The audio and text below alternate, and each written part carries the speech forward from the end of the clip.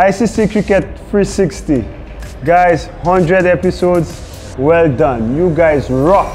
ICC Cricket 360, 100 up. I must confess, I'm not too sure what that feels like. Being a middle order batsman, I never got to the 3-figure marks too often, but I know when you do get there, you got to keep going. Congrats, great stuff. Congratulations guys on reaching 100 episodes. Good luck for the future. Cheers. After the break, we check out a cricket museum with a collection impressive enough to make a former player want to sleep in it.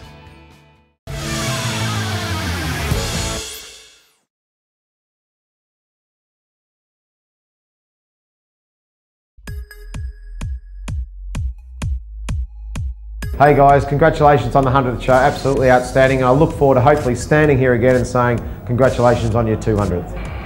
I'd just like to congratulate ICC Cricket 360 on reaching their 100th episode. Fantastic effort and congratulations to all involved.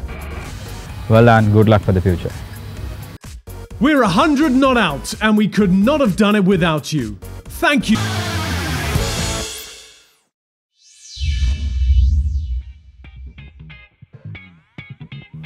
Hi, I'm Shyam Bhatia. Welcome to my Cricket Museum. This is the only private cricket museum of its kind in the world.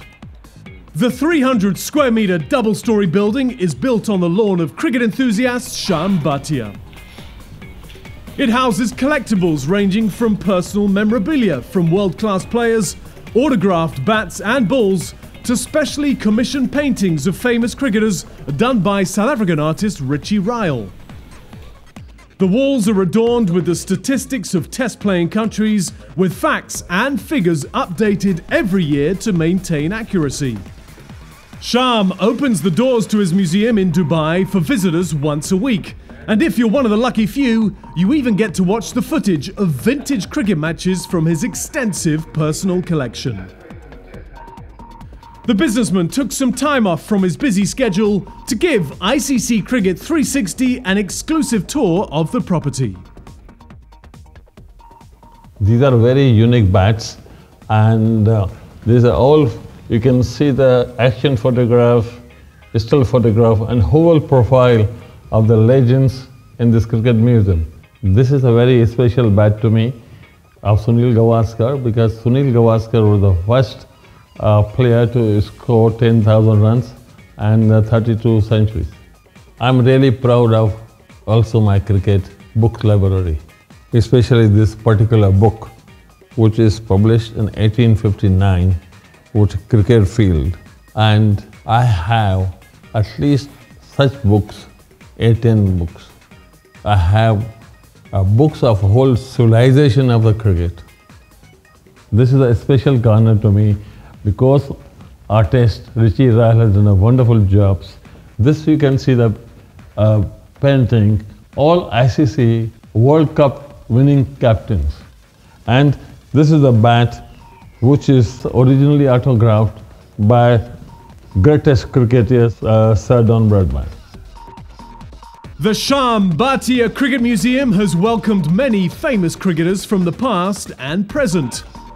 Former England batsman Chris Broad was paying a visit while we were there, and he was impressed with the extensive nature of the gallery exhibits, as well as the attention to detail.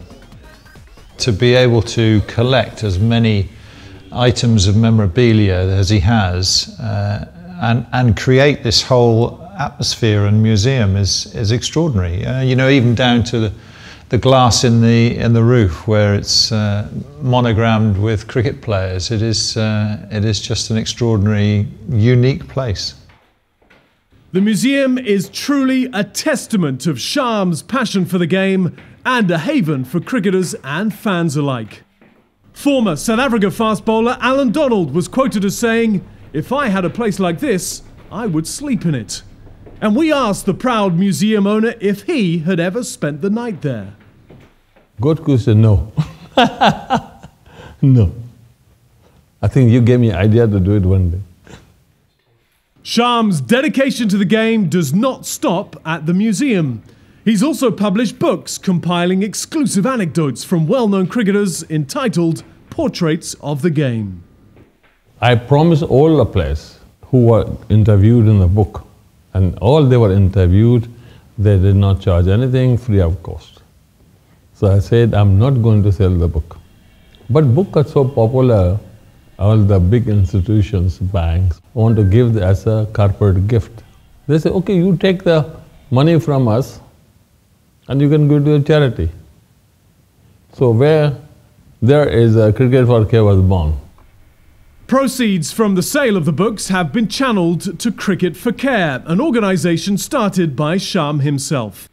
The aim is to spread the game of cricket throughout the world and to provide the necessary tools for those in developing and underprivileged areas to participate in and enjoy the sport. Over the past 10 years, the initiative has raised $2 million, all of which has gone towards donating cricket kits to 11 different countries. Each bag have 4 sets. So one kit bag can last to the schools and the clubs at least 2 to 3 years. I want to make children better human being, better citizen through game of cricket. A resident of the United Arab Emirates, he also acknowledges cricketers who have excelled in local leagues through the annual Shyam Bhatia Cricket Awards. These ceremonies have been graced by legends of the game, such as Imran Khan, Clive Lloyd, and Sunil Gavaskar, to name but a few. The aim is to motivate the recipients while creating lifelong memories from meeting their sporting heroes that they'll be able to cherish forever. The award is Shyam's way of sharing the philosophy that has guided him in life. Cricket game inspired me that sportsman spirit, teamwork, leadership, humanity, and cricket is the greatest leveler in the life. And today, whatever I am in my life, successful man, is because of my cricket followings. I don't want to make any money in the cricket. I just want to give back to the game. He may be a businessman, but he's also a philanthropist and will always be a committed fan of cricket. The Shyam Bhatia Cricket Museum is the manifestation of a passion for the game that will live long in history.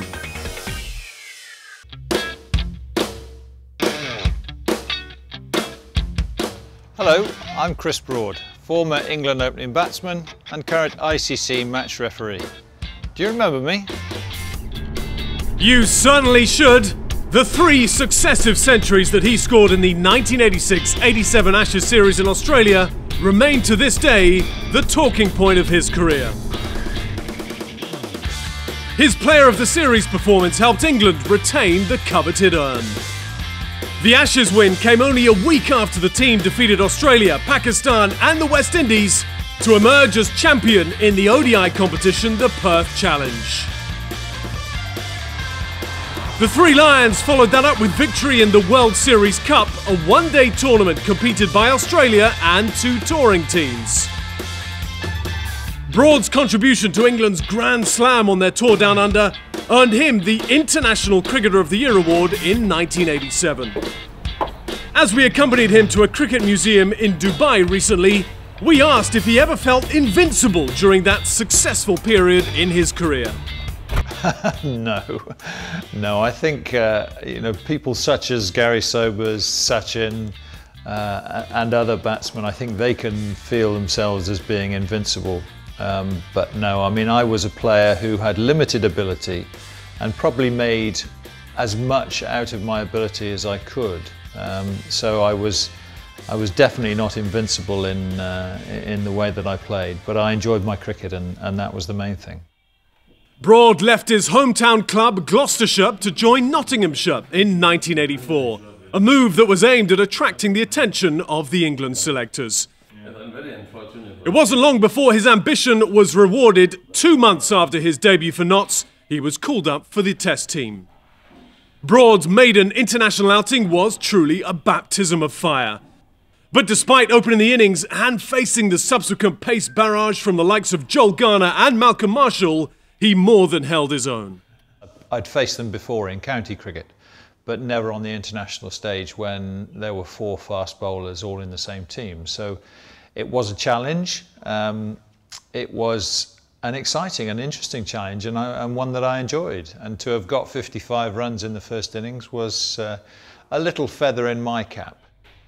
Broad made his last international appearance at Lord's in June 1989, but continued playing county cricket for 5 more years.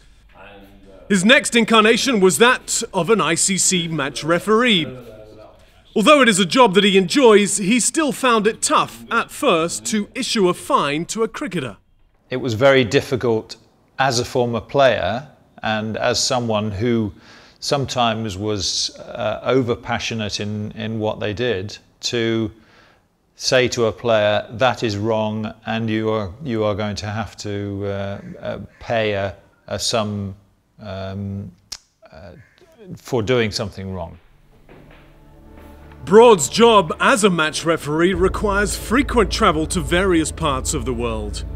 One such occasion in 2009 started off normally, but ended in tragedy. He was travelling to the Gaddafi Stadium with several other ICC match officials for a test match between Pakistan and Sri Lanka, when 12 armed terrorists attacked the convoy of vehicles. To be honest, it was all very alien to me. Hassan Raza said to us that we must get on the floor of the van, and so once we were all lying on the floor of the van and there was all this kerfuffle going on outside, I had no idea what was going on because we couldn't see. It was really only when our driver very sadly got shot and killed, and the engine, his foot pressed on the accelerator and the engine started revving up massively, that we thought there was definitely something wrong here. And I mean, it lasted for 12 minutes. It seemed like a lot longer than that, to be honest. And I only really started getting concerned about what was going on when we'd arrived safely at the Gaddafi Stadium in Lahore, and I started seeing some footage that was being shown on television, probably about half an hour, 40 minutes after we'd arrived at the stadium. And I just thought to myself, how on earth did we get out of there alive? 5 years have passed and Broad has not let that incident stop him from travelling to fulfil his duties. In 2012, he reached a milestone when he took to the field for the toss in a game between Australia and Sri Lanka, becoming only the second ICC match referee to officiate in 200 ODIs. When we met him in the United Arab Emirates, he was busy in his role at the ICC Under-19 Cricket World Cup. Although he's not involved in the ongoing ICC World 2020 in Bangladesh, he is keeping a keen eye on events there, with his son leading the Three Lions from the front. I'd like to see England win because obviously Stuart is captain of the England 2020 team. But you look at India, Pakistan, Australia, South Africa even, you know, there are a lot of very strong teams around, and I think it's just going to be who plays well on the particular day that will end up winning it.